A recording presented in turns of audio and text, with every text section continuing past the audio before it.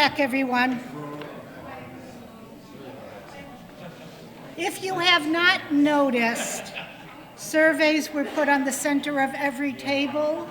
If you could take a moment to fill that out before you leave today, you can leave it right on your table.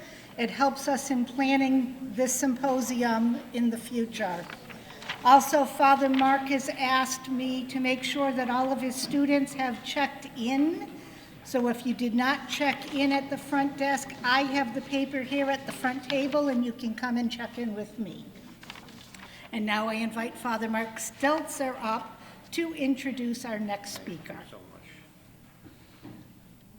Thank you, Celeste, and it's certainly wonderful to see so many of you. I know almost everyone here in the room, but today was also the opportunity to meet some new friends, and also just thank once again Dr. Ariel Laudermith for that absolutely wonderful presentation.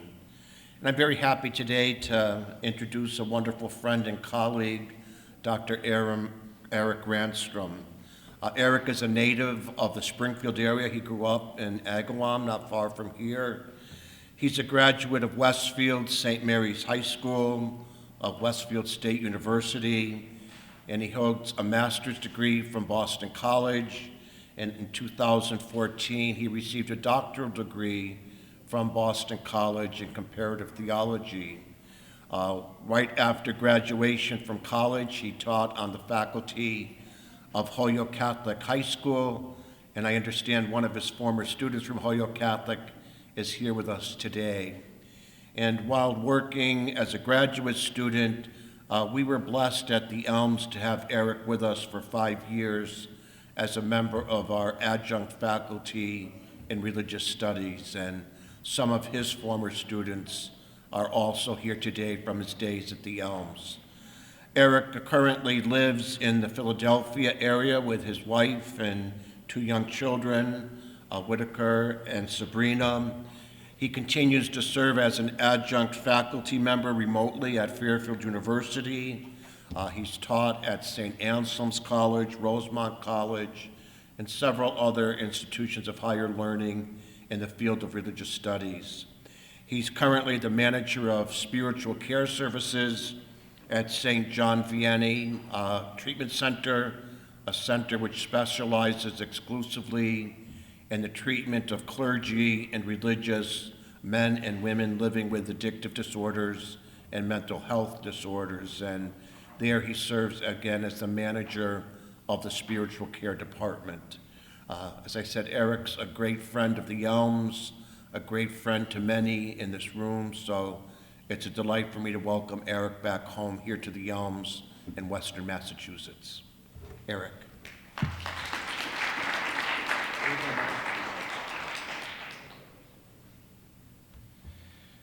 Good morning. It's a pleasure and privilege to be here.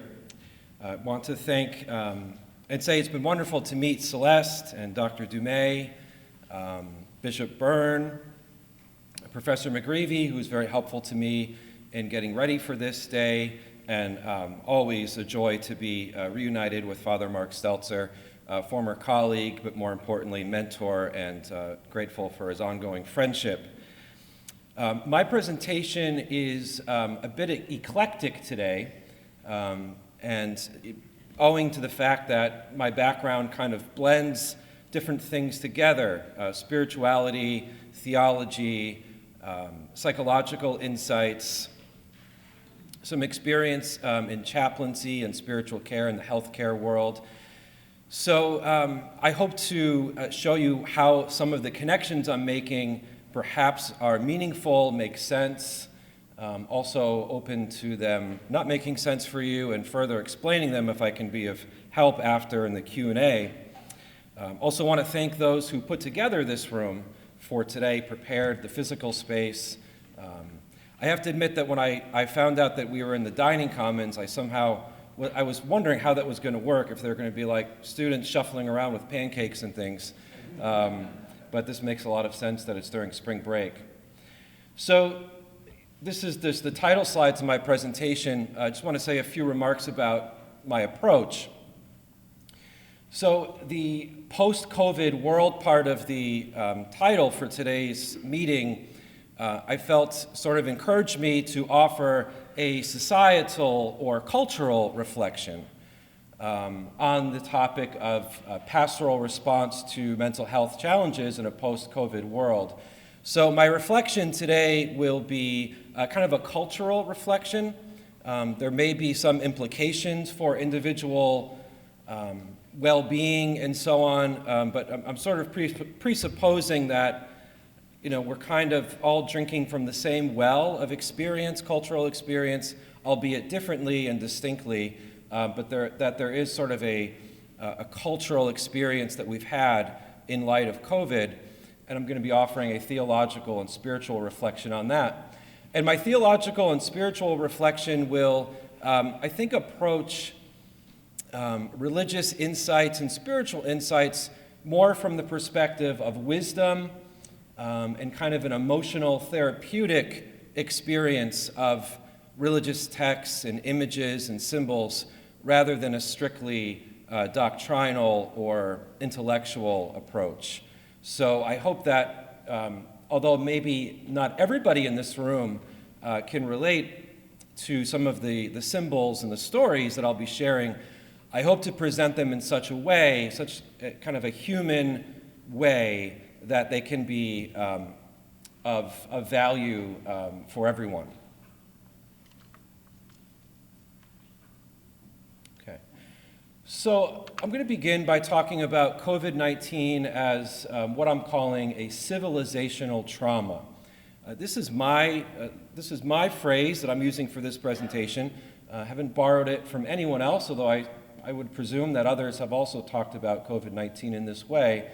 But I think it kind of sets the stage for what I want to talk about in terms of how COVID-19 affected us as not only kind of a local community, not even just as a national entity, but also as a civilization, as a global civilizational experience and a global civilizational trauma.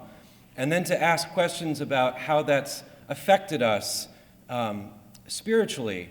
And when I say spiritually, I don't mean to exclude emotional or mental, but I actually mean to sort of point to how the spiritual dimension is sort of embedded within those experiences of the whole person, in a particularly kind of intensive way or ultimate way. So the spirit is not sort of this separate thing over here, but it's actually very deeply rooted in our emotional experiences, our thoughts, our fears, and so on. In your folder today, there should be an article, and I think there is an article from Roger Dawson, a Jesuit, an English Jesuit who lives and works in the UK. Roger Dawson's a positive psychologist as well as a Jesuit. And he wrote a very important article, I think, in 2021 about how COVID was an event, and is an event, continues to be an event, that moved us off of the maps of our shared expectation of life. Okay, so as an event, COVID moved us out of what we presumed to be the expectations that we would have had about life and about how we live together and about what we can expect out of life. So he writes in that article, what happens in a crisis is that something happens, new information comes in that simply does not fit this map.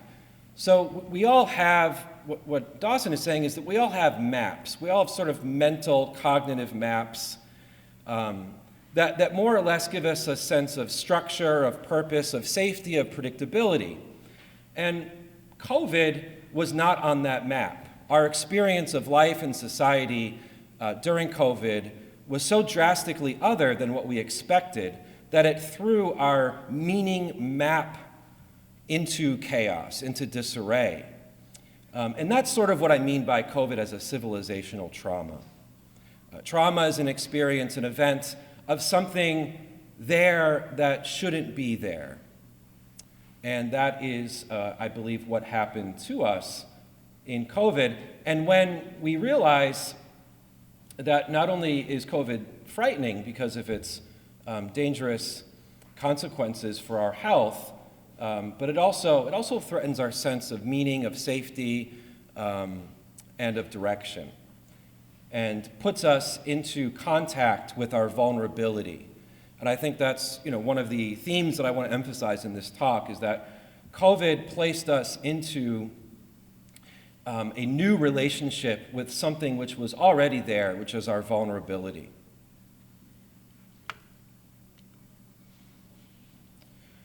What I'm offering today is that a pastoral response to COVID and the post-COVID world is a compassion response to a grief response. So when I say pastoral response, I am really meaning a compassion response to a grief response. And if those levels of response are not what is meant by pastoral response, then I fear that we're avoiding the necessity and the need for compassion in the light of our grief. And what we're doing by pastoral response is really something different, maybe something not as helpful, or something that could make things worse.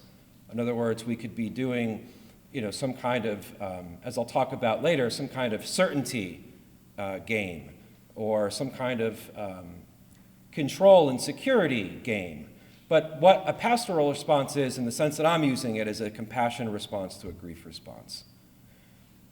The suffering brought about by the pandemic and the societal conflict it provoked is thoroughly the result of conditions of suffering which took many forms and which can only be healed and transformed through compassionate presence to those conditions of suffering that were elicited by COVID and by the relationship it placed us to our own vulnerability. As the civilizational trauma of the pandemic, as we often heard, indiscriminately affected us all. The virus does not care who you are. We heard that again and again. But the same can be said for the spiritual effects of the pandemic. At the level of our human spirits, we were all affected by the pandemic. There wasn't, it sort of doesn't make sense to say, there was this civilizational trauma event, but I wasn't affected by it, or even that civilizational effect happened for some people, but not for me because, I knew how to deal with it better than others. That's sort of a judgment stance, and as I'm going to talk about in my presentation, it's that kind of a judgment stance that has actually exacerbated our sense of suffering within this event, and also exacerbated some of the divisions within our society. So the spiritual effects of the pandemic have touched us all. And it's precisely in that awareness that we've all been affected that the seeds of healing are found. Okay? It sort of opens us up to a universal compassion, to a universal recognition in each other of common experiences of suffering and grief that we experienced during the pandemic.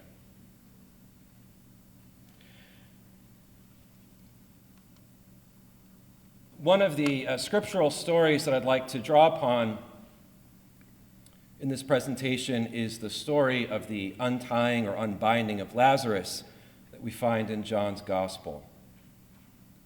And what I'd like to propose is that, and so maybe some of you know this story, maybe most of you know this story. One of Jesus' friends died, and Jesus was told about Lazarus' illness, and by the time he arrived, Lazarus, his friend, had died.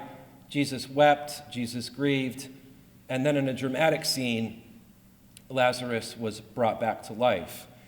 So that's sort of the literal meaning of this story. There's many metaphorical ways it's interpreted. It's a sign or a precursor of Jesus' own resurrection and so on. But I'd like to kind of look at this story from a more spiritual or emotional perspective in that the unbinding or the untying of Lazarus is a symbol of the unbinding and the untying that we're all in need of in terms of how the pandemic trapped us and sort of concealed us into forms of suffering and reacting to suffering that have not always been life-giving or freeing, but which actually have been quite harmful to us and to each other and our living together. And so I want to share with you, this is a wisdom saying from the Zen tradition. As Father Mark talked about, I have this background in comparative theology, and so these are some of the kind of connections that I make. But in this particular Zen saying, it goes like this: beneath anger is fear, beneath fear is grief, beneath grief is love, and beneath love is the clear blue sky. And what I'd like to propose is that the binding that happened during COVID is this binding of anger and fear, and the untying or the unbinding is getting in touch with what anger and fear are about. Anger and fear are about a reckoning or a grappling with our grief and our love. It's a response of, it's a response. In other words, anger and fear are not separate from grief and love, but anger and fear are ways that we react when the things that we love are threatened. Anger and fear comes about when what we most value is now, no longer readily available to us, or we fear that it will go away. And so, rather than kind of staying at the anger and fear level only, it's about getting into touch with, what's happening in our hearts that's bringing about anger and fear, and getting in touch with that in terms of our deepest value and our deepest longing. Underneath love is the clear blue sky. Clear blue sky, in the way I'm looking at it, represents that freedom of spirit that we desire. And so the untying and the unbinding, perhaps that we're looking for after the pandemic, is that which will allow us once again to experience our freedom.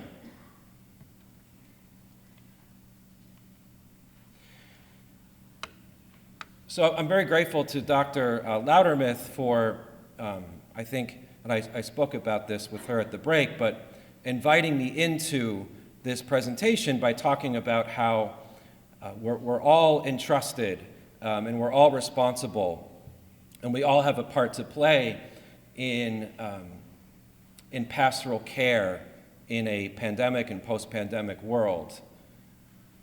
In many ways, that kind of gives the warrant for me to come up here and talk, because, although I've worked in mental health contexts and I've learned greatly from them, and many of my insights are a result of that work, I myself, I'm not a mental health professional, not a licensed professional, but I deeply resonate with what she said about how it's through connection and communities of care that we can address some of the challenges we face. This is more of a personal meditation on the past 4 years. In about a month, we'll be at that, or less than a month, we'll be at that 4-year mark of things shutting down, the lockdowns. I don't have hard, social scientific data in this part of the presentation. That's not really my approach. But this is a personal meditation. It may not be everyone's experience, but I'm offering something from my own experience. So the pandemic brought us into a new and intense relationship with our uncertainty. We always live in the midst of uncertainty. Uncertainty is part of being human, I'm proposing. There is no escape from our uncertainty, but certain events place us into relationship with our uncertainty more intensely or more acutely than others. And we experienced many uncertainties during the pandemic, and these are just a few examples. Maybe you can think of your own. But as you can see, these uncertainties are pretty fundamental and pretty basic to our just being alive. And we had to face threats to our being alive in ways that we never had.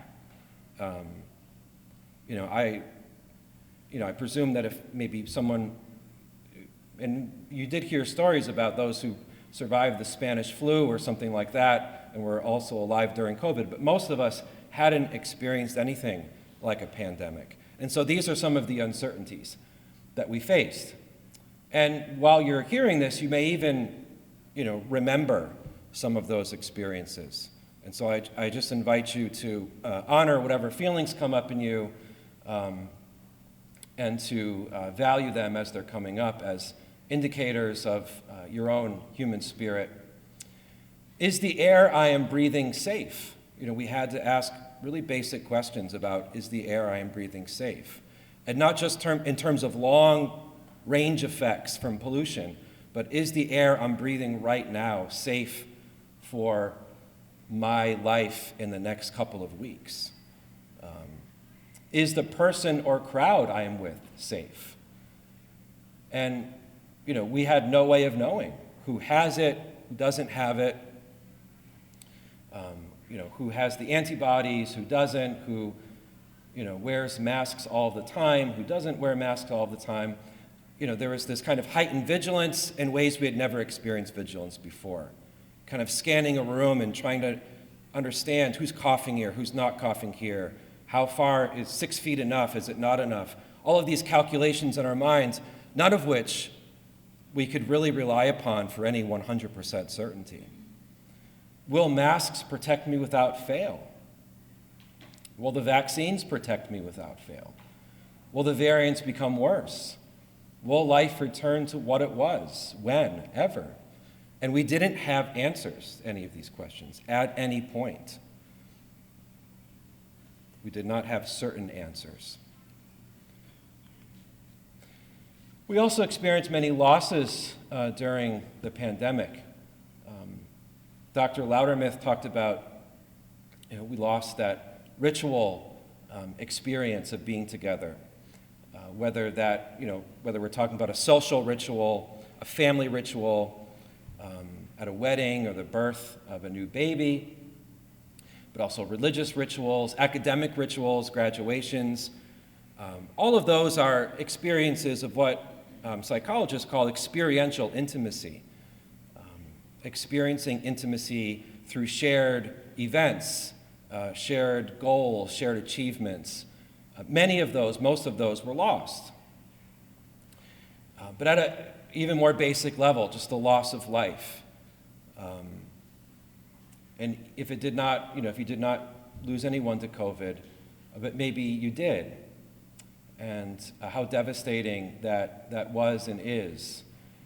But just hearing about stories of people of all ages, of all backgrounds, in the news, newspapers, loss of physical expressions of intimacy, something as basic as shaking hands, loss of family gatherings, extended family gatherings, or again, confronted with those questions of uncertainty. We can't kind of track what everyone is doing at all times, and then the attempt to try to figure that out or even create boundaries brought about strife and conflict. Loss of religious services, loss of sporting events and cultural events, loss of society as we knew it, and with no promise that it would come back to the way that it once was. I remember for myself in the greater Philadelphia area, there's a local museum, the Brandywine River Museum of Art, which is adjacent to the former home of the painter Andrew Wyeth. It's this lovely little museum in Chester County. And I remember my wife and I, who was expecting at the time, we went there just to be around the river, the Brandywine River, and it's just a scenic place to be. And it was very strange for me sitting on a bench because it seemed like there were other families there too, other people walking around. It seemed like we were in a kind of post-apocalyptic society.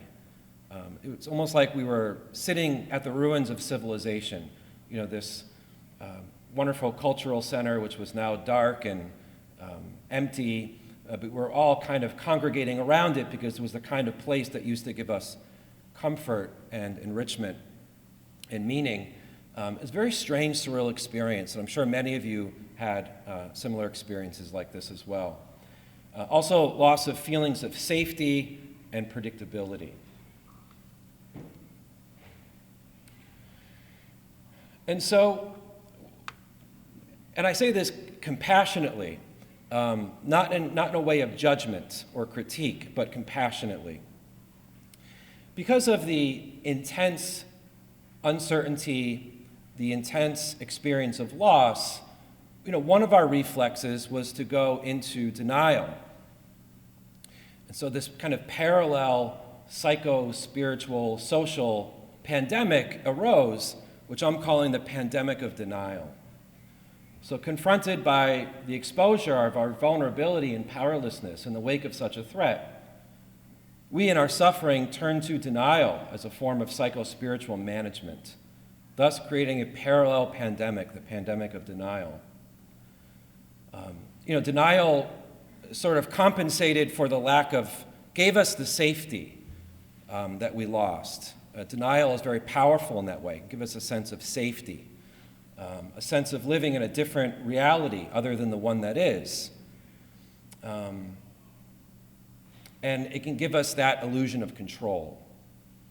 Most spiritual traditions talk about denial as part of the suffering that the tradition seeks to encounter, whether that be in the form of even 12-step spirituality with the first step, which is this coming into contact with the fact that we do make denials, that we often live in denial, a willingness to see things as they are, but also in the Christian tradition, in terms of, if you think about all the stories of the disciples who wanted to deny that anything would happen to their beloved teacher and leader, anything like dying on a cross. There's this big theme of denial that runs through all of the Gospels leading up to Jesus' crucifixion.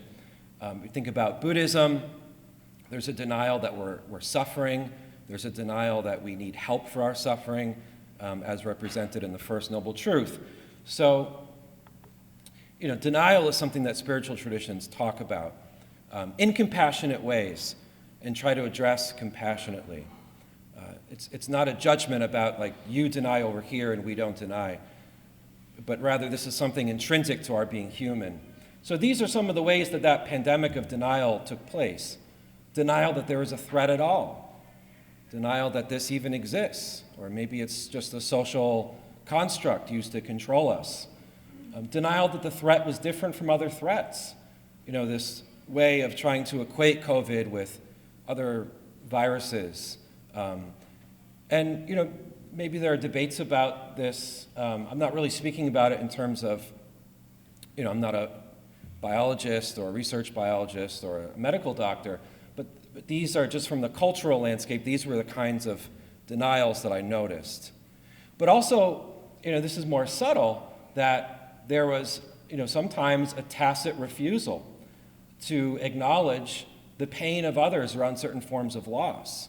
So there is a denial of other people, sometimes other groups, and their longings, their frustrations, for fear that these frustrations or anger responses would somehow endanger the priorities of public health. So, to grieve the loss of sporting events or something like that is dangerous because it takes us away from what we should be doing, which is, just kind of moving on and accepting that we need to not have those things anymore. And the more we're angry about that, the more dangerous we are because, we might endanger what public health is trying to do. So there was ways in which we invalidated each other's experiences around the losses incurred by COVID. And I think this is, pretty fundamental to our kind of collective and cultural response to the pandemic. And so, there's the insurgency of the virus, the introduction of the virus into our social worlds, and as a response, there's this, alternate pandemic of denial. And what's fundamental to the alternate pandemic of denial is what I'm calling the counterinsurgency of certainty. So if the insurgency of the virus is sort of the biological pandemic, the social, psychological, and spiritual response was this counterinsurgency of certainty. And certainty and denial work together, because denial gives us, or seems to give us, certainty, safety about reality. Certainty is a form of ideology I'm proposing. It's not organic to the human condition or experience. As I said at the beginning, uncertainty is fundamental to our being human. And so when certainty arises, it arises as a form of ideology. It offers a pseudo-comfort that attempts to protect against uncertainty. So, whether that's saying there is no such thing as a pandemic, or it's just like other viruses, or whether it's saying that, certainty and safety can be secured by everyone getting vaccinated or everyone wearing masks, the truth of the matter is that neither of those positions was able to actually achieve conditions of security, absolute security and absolute certainty.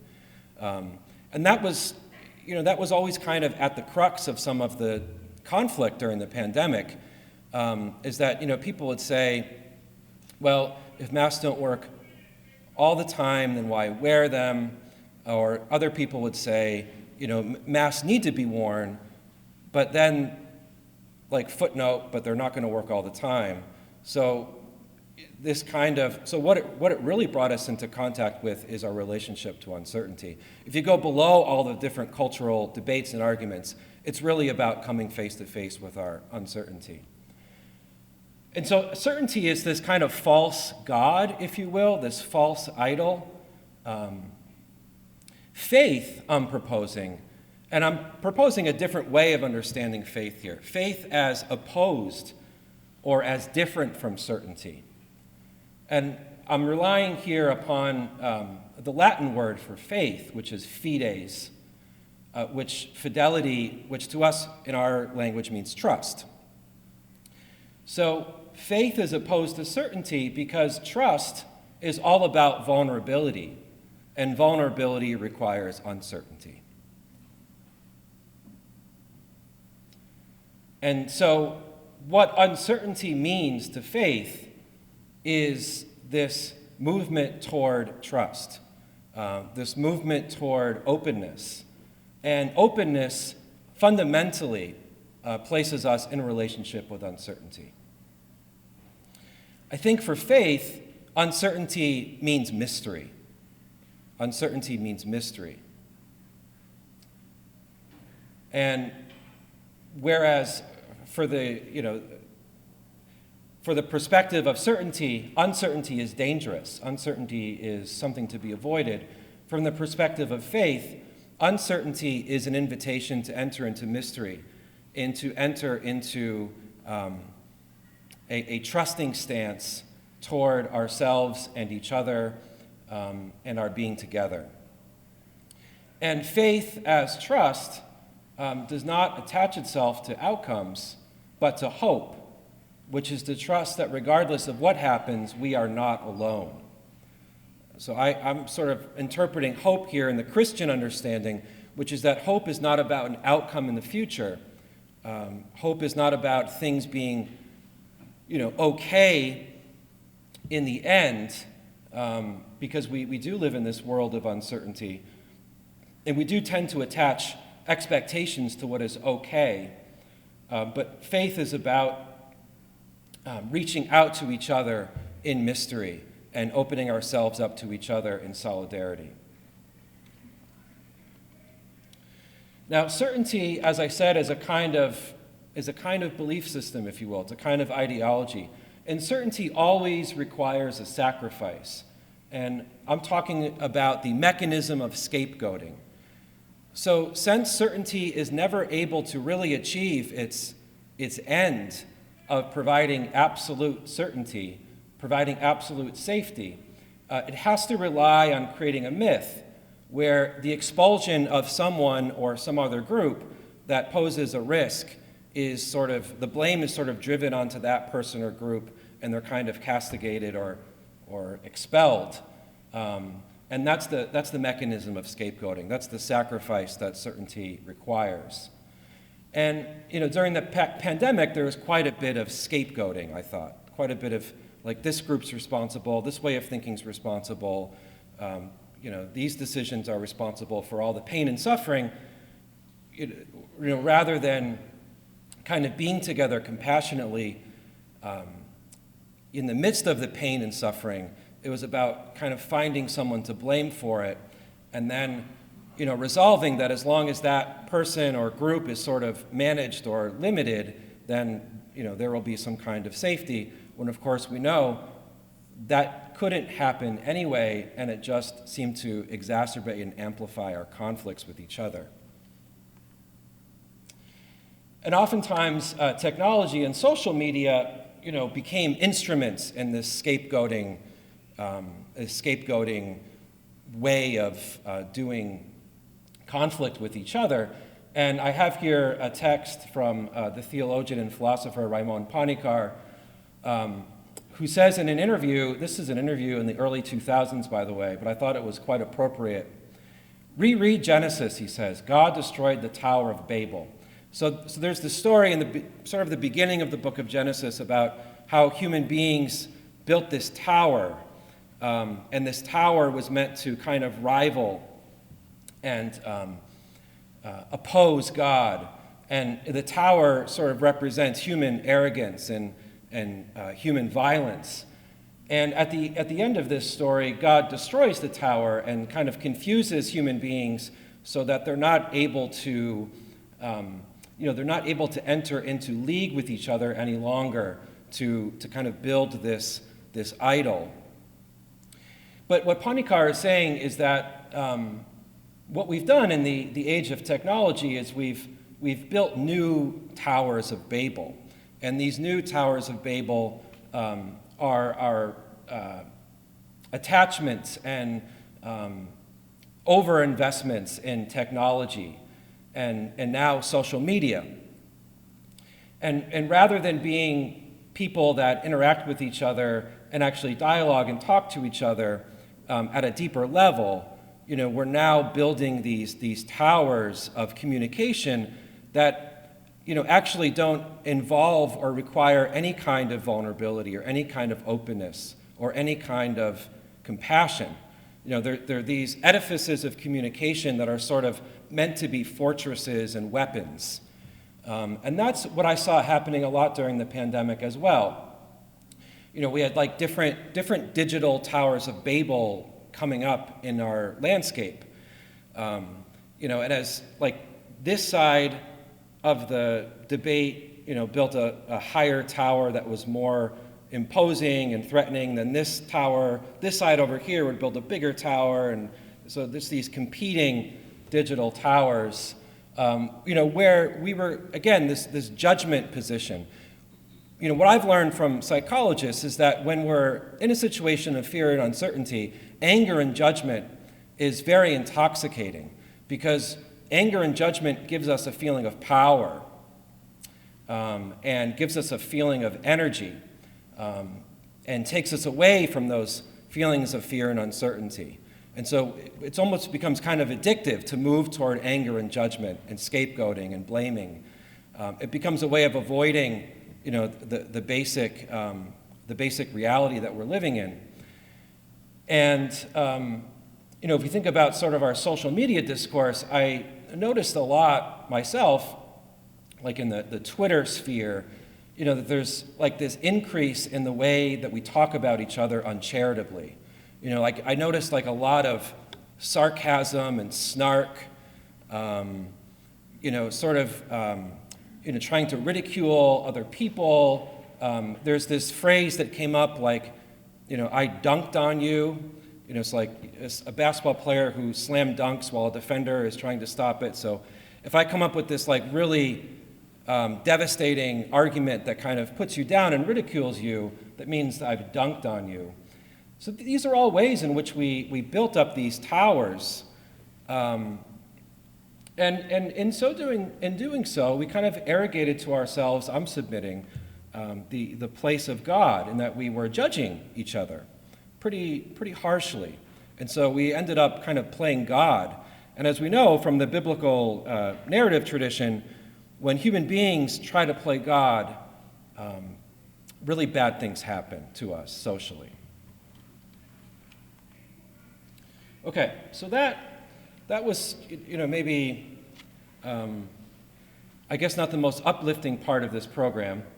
A fairly incisive critique of how and I would say we all participated in different ways in this social, spiritual, psychological response to the pandemic. What I'd like to offer now is an alternative. And the alternative is grief and acceptance as a pastoral response to denial and certainty. Grief and acceptance. And I have two images here that I'd like to share with you. At first blush, they don't seem to have a lot to do with each other, but I'll try to explain what they mean in my mind at least. On the left, we have an image of the suffering Christ, and on the right, we have an image of the Abraham Lincoln's second inaugural address, which you can find on the wall of the Lincoln Memorial. And how I'm drawn to these images, I'll share a little bit about how I'm drawn to these images. Both of these images to me speak of that encounter with suffering, that encounter, they're not just about suffering, but the very point of these symbols is to disclose the reality of suffering and invite us into acknowledging our own suffering. On the left-hand side, that functions religiously and spiritually.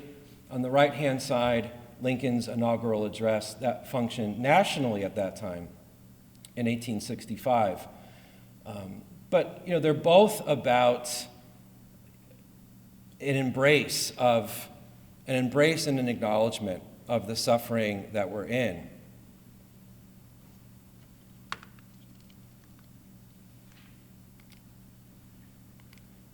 And so I'll talk a little bit about one of the Beatitudes, which is, "Blessed are those who mourn." Because what was happening, I'm proposing, beneath the anger, is a grieving and a mourning. And this theologian, Walter Brueggemann, says the fact that Jesus weeps and that he's moved in spirit, and this relates to that Lazarus story I was telling you about. There's that one line, Jesus weeps, or Jesus wept. For Brueggemann, it contrasts remarkably with the dominant culture. Weeping and being troubled, grieving, is not the way of power. The way of power is to distract us from our weeping, to give us some sense of power and control over our suffering, over our weeping or the weeping of others. But Jesus is not engaged in social control. He's not engaged in sort of the certainty response, but in dismantling that power.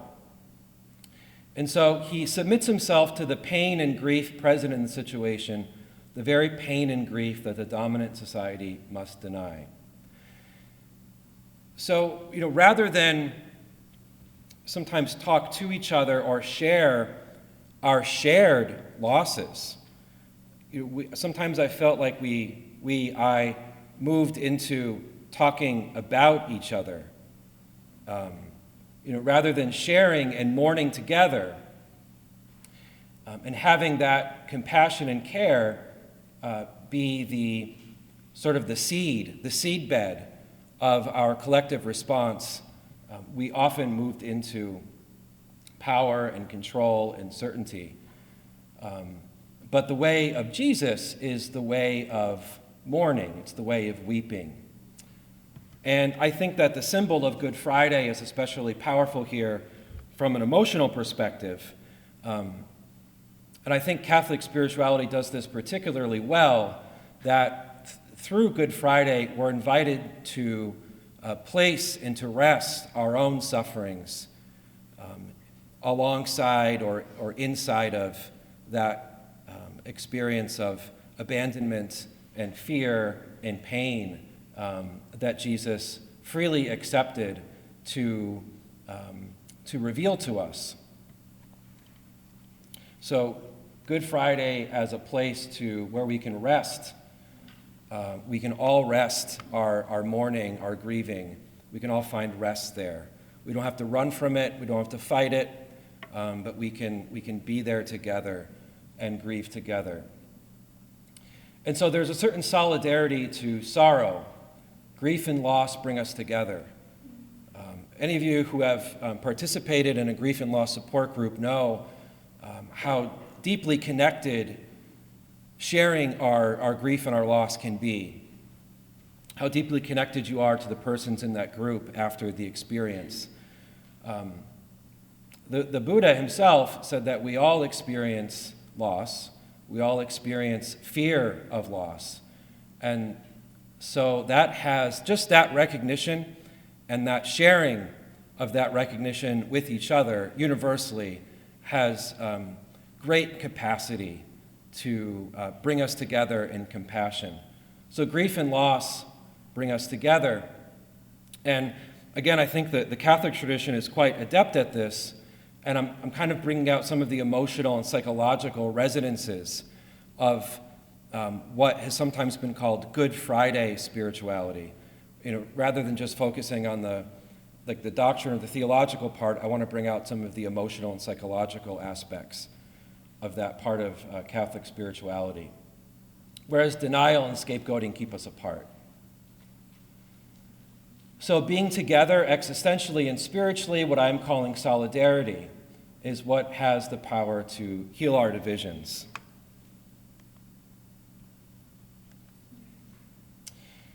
This is a parable from the Buddhist tradition.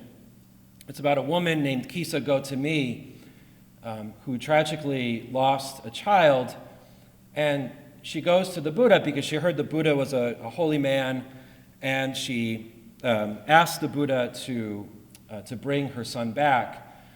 And what the Buddha does is the Buddha invites Kisa Gotami to move from house to house around the village, and he says, I will bring your son back if you can procure for me one mustard seed from a house which has not experienced loss or death. So if you can go to some house that has never experienced or been touched by loss or death, bring me back a mustard seed from that house, and I will bring your son back. And she does not. Of course, she's not able to find that mustard seed. Every home in that village she visits, someone there has lost. Someone there has loved and lost and has experienced grief. And she comes back to the Buddha, and she shares with the Buddha about how her grief and her aloneness or isolation is being healed by that invitation to visit others who have also lost. And she sees the truth of the Buddha's teaching, and she becomes a follower. So, that story functions in a certain way to talk about, following the Buddha, but I think it's also about how when we sit with each other, when we spend time with each other, when we hear each other's sorrow, and when we share that together, our sense of separation, our sense of anger toward each other, our sense of separateness begins to sort of dissolve and melt, and we realize how connected we are, we realize how similar we are, we realize how much we care about each other. If I were to sort of give a Christian interpretation to this, I would say, going back to the Lazarus story, that when Lazarus' sisters tell Jesus that his friend is dying, Jesus doesn't say, okay, I'm going to rush there really fast and stop him from dying. He allows death to be a part of the human experience. He arrives after Lazarus dies. He dies himself. He enters into that. He makes being together in that part of the salvation he brings.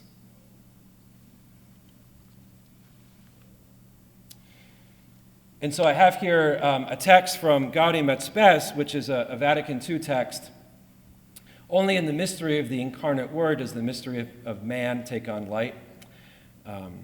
Apologies for the gender-exclusive language of the 1960s there, but what that means is, according to Gaudium et Spes, is that Jesus reveals our humanity. Jesus doesn't just reveal who God is, Jesus reveals who we are. Jesus reveals the experience of being human. And it's especially through Jesus' suffering that he reveals to us what it is to be human. It's the way he enters into that experience, the way he makes that experience the basis of his ongoing loving presence to his followers through the Eucharist, that he reveals to us who we are and who we can become in him and through following him. And so I have here a few quotations from this famous church hymn that maybe you've sung together in your religious house of worship. There is a wideness in God's mercy. There is plentiful redemption in the blood that has been shed. There is joy for all the members in the sorrows of the head. That somehow Jesus' suffering in entering into our humanity as God, Jesus opens up a great, large expanse for us to experience our suffering, invites us into union with our own suffering in him in a way that's broad and loving and free, and that we can find rest in him. You know, this is why there are so many crucifixes in cemeteries, I think. It's because there's rest and there's comfort in how God took on our death, but also invited us into our own deaths in a way marked by loving freedom and loving care. And so this is, part of maybe the different way that I'm talking about spirituality and even some basic Christian stories and rituals, but I'm kind of gesturing toward what I'm calling a spirituality of absence. And this is what I experienced within the pandemic myself, is that the pandemic brought to me a sense of spirituality as absence.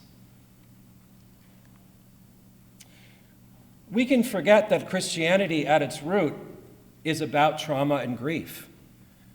And there used to be a fear among theologians of talking about that, because then, some skeptics would say, well, it's just, Christianity then was obviously just some kind of, reaction against trauma and grief. The disciples just made up that Jesus rose from the dead so as to resolve their trauma and grief. Well, I think the problem with that interpretation is that it makes Christianity into a religion that's about separating itself from the human experiences of trauma and grief, rather than a religious tradition which invites us into a compassionate community of care around trauma and grief. So how or why is Christianity about trauma and grief? Because Christianity is about the death of the Messiah in large part. It's about the way that the Messiah died, the way that expectations and hopes that the Messiah would bring about some kind of world of certainty and security, how that fell apart on Golgotha. And so we can say then that, and we see this exemplified in the story of Emmaus, there is that appearance of Jesus to the disciples in the breaking of the bread, but we have to understand that what kind of bookends that story of Emmaus is, on the one hand, the disciples' grief in losing Jesus, and after that appearance, Jesus disappears and vanishes. So what bookends that appearance of Jesus in the breaking of the bread, what bookends that experience are two experiences of absence. And what I'm offering is that our sacramental life, speaking in terms of Catholics, is, we might say, a sharing in grief that opens out into a deeper kind of presence. And Jesus in John's Gospel in chapter 16 even says, it's good that I go away. It's good that I not stay here and take care of every little thing for you and make sure that you never you never have any problem, or you never fear, or it's good that I go away, because then I create space for the Spirit to be with you. I create space for you to grow and to embrace who I am and what I've shown you. And so we can say that our sacramental life is a space of openness that God gives us for us to grow, rather than our sacramental life being about certainty or being about control or only about comfort in the ways that we need comfort. So, we faced this during the pandemic because churches were closed, liturgies were not happening, they were happening digitally. And what I was thinking about at that time is that this is just disclosing to us, this is just revealing to us what the sacraments are about. The sacraments are about us experiencing Jesus within the absence of Jesus, if that makes sense.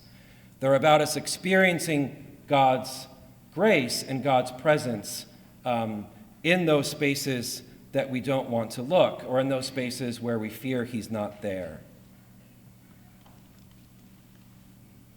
And so that's what I mean by kind of reimagining the context of the sacramental life.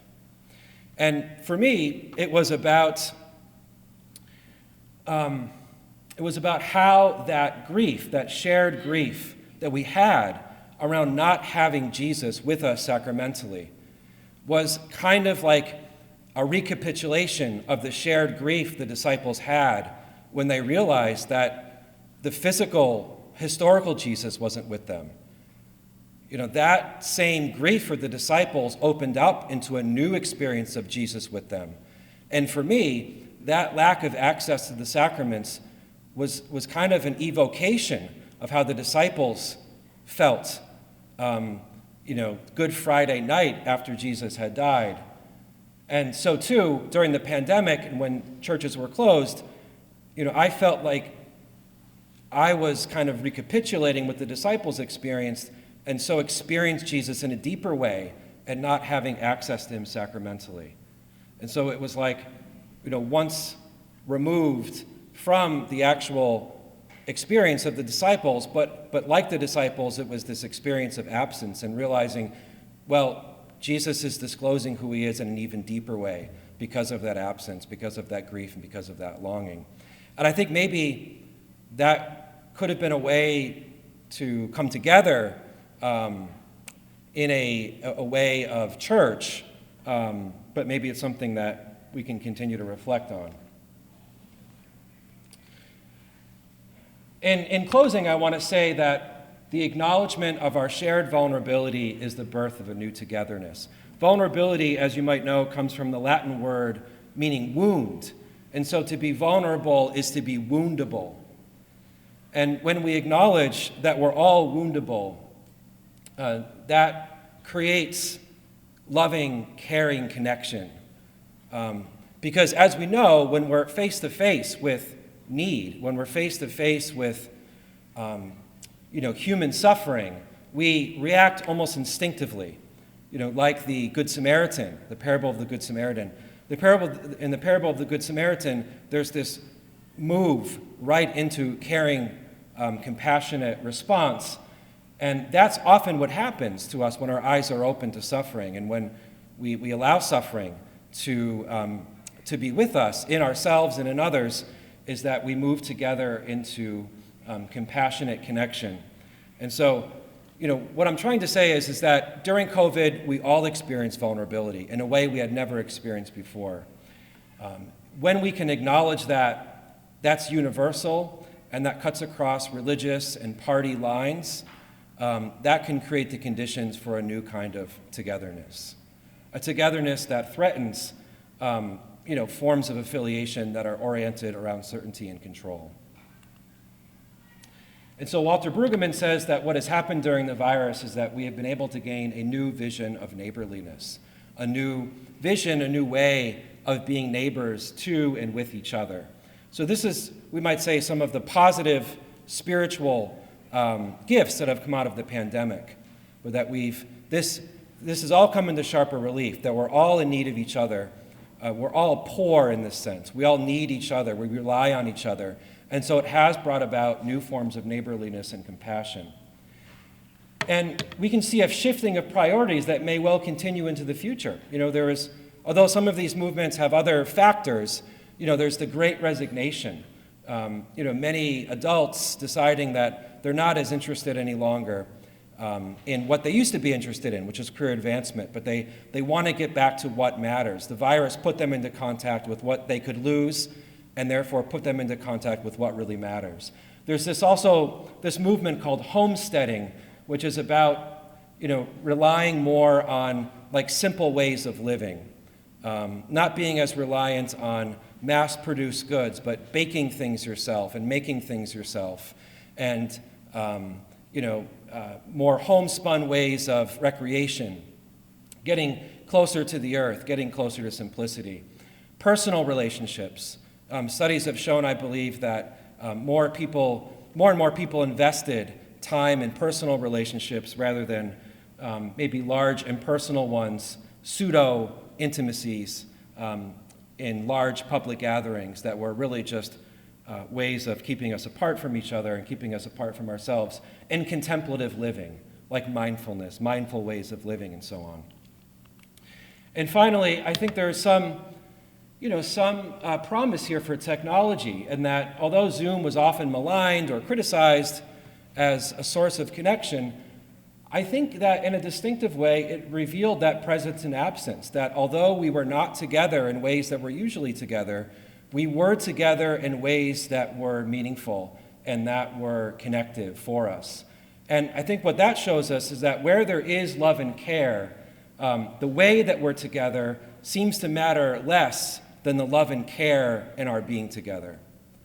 So, if we're together in love and care through Zoom, that can be a nourishing place of connection and a nourishing place of life. And I think it has made a wider range of spiritual offerings available and even possible. Before it used to have to live near a place to go to a talk like this, or live near a retreat center to go to a spiritual retreat, or live near a mindfulness teacher to go to a mindfulness workshop. But I think, as Dr. Loudermilk pointed out, there are so many apps now, so many Zoom offerings, online offerings, and that makes different forms of encounter possible that were not otherwise possible. Okay, thank you.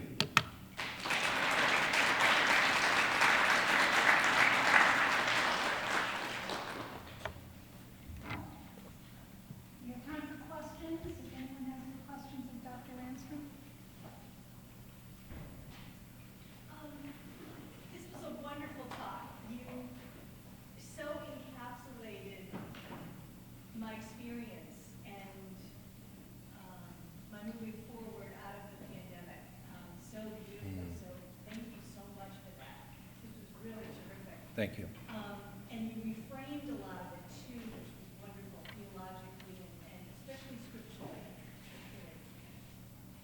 But I do have to reflect on one thing. You and Dr. Lippin are both white.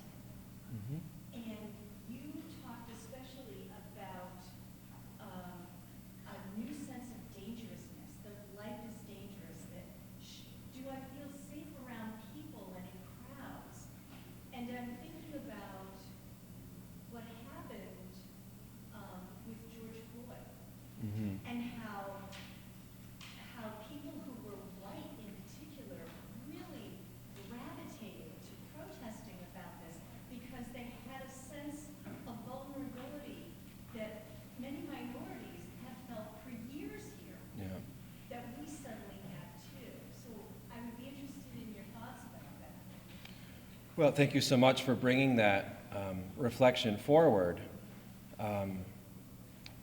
I can say that I'd like to reflect more on that, but what comes to mind immediately is,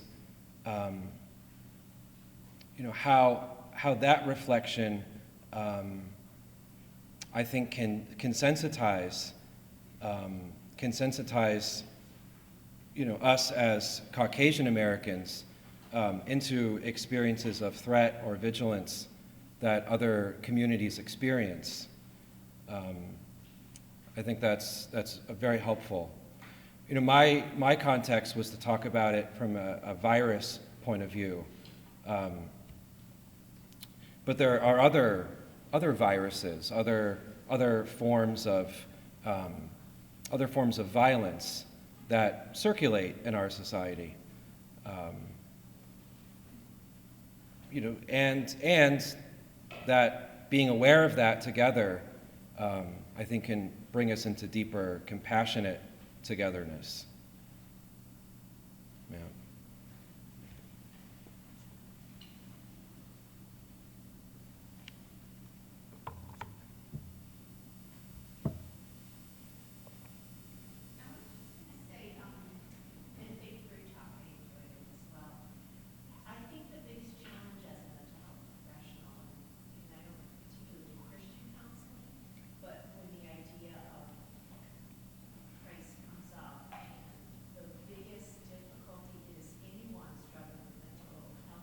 Yeah. Has such a depleted self-esteem. Yeah. They cannot imagine that there's a Jesus that loves Right. them. So I mean, I think that is one of the biggest challenges, bridging mental health Yeah. and being a Christian view. Right. Thank you so much for that. And I work pretty, well, I say I'm quite aware of that as well in the work that I've done in chaplaincy and spiritual advising in many different contexts, not just religious contexts either. But I think that psychologists and counseling professionals talk about something that I found quite helpful, which is spiritual bypassing or spiritualizing, which sometimes happens when individuals who are suffering or communities who are trying to help them, sometimes religious communities, might bring in God language or prayer or religious or spiritual ideas too quickly and prematurely, and thereby kind of miss what's happening humanly.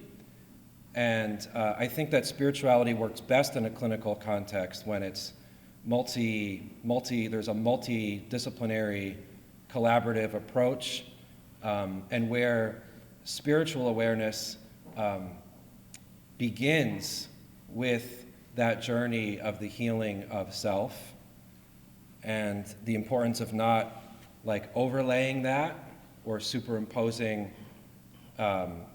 something that's very thickly religious too quickly, because that can kind of divert the person from the healing work that they really need and can send them off into some other area. And often that area is just more shame or more, as you said, more shame or more self-rejection. So I think that, in my experience, oftentimes it's through self-compassion and the cultivation of self-compassion that person and persons come into contact with the compassion of God. And without that fundamental self-compassion, the compassion of God can only be an alienation. And that might not be the way that it happens for everyone, but I've seen enough to say that there's a relationship there. Yeah.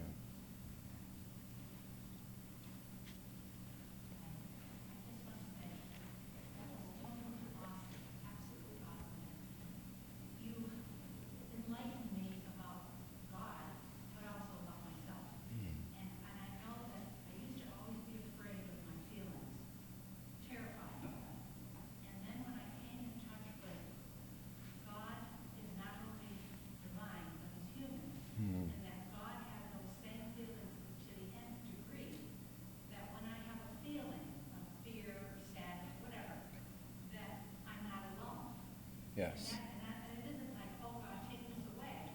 No, it's just that God is a partner with me, and He understands it, and I have a helper, a friend, and I can pass through the feeling instead of doing something to get rid of the feeling. Right.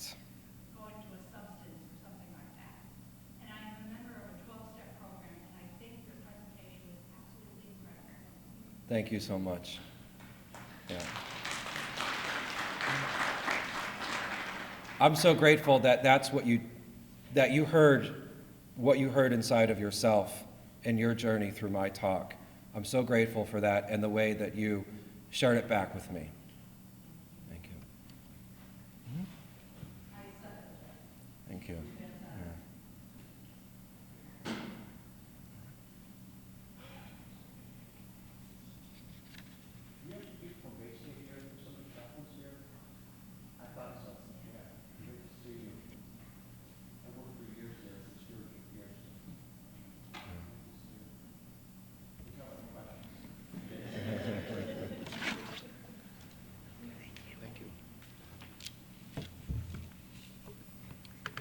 What a dynamic and informative morning.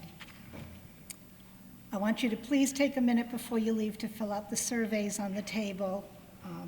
Very helpful to us. But before we close for today, there are a lot of people here that we need to thank. Dr. Harry Dumais and Our Lady of the Elms College for so graciously welcoming us here today. Elms College and Bishop Byrne of the Diocese of Springfield for realizing the need to talk about mental health and co-sponsoring this event. Our keynote speakers, Dr. Ariel Loudermilk and Dr. Erik Ranstrom, who work tirelessly providing compassionate care to those in need. Dr. Johanna Cadino-Negron and the Gandara Mental Health Center, who wanted to be here to offer information and services for all of us here and the people that they care for. The Michael Diaz Foundation and 2 private donors who contributed financially to support this program. My team coordinators of this event, Dr. Michael McGravy, Father Mike Stelzer, Sister Melinda Pellerin, and Deacon Dave Bergeron, who passionately worked for months to make this event a special day for you. It's our intention to continue to bring this event on an annual basis for programming so that we can keep our community informed and keep people in a position of wanting to better the Diocese of Springfield. I want to thank Burnat's in Chicopee, who provided the food that we ate this morning, and especially you, who took time out of your busy schedule today to be with us. I know Western Massachusetts is a better place because of your presence here. Next year, we hope that our topic is going to be on the subject of grief, and hopefully we'll have you back here next year as well. And again, your surveys will help us in bringing programming to this event in the future. So again, thank you very much for being with us today, and thank everybody here for their help in how special this day became. Thank you.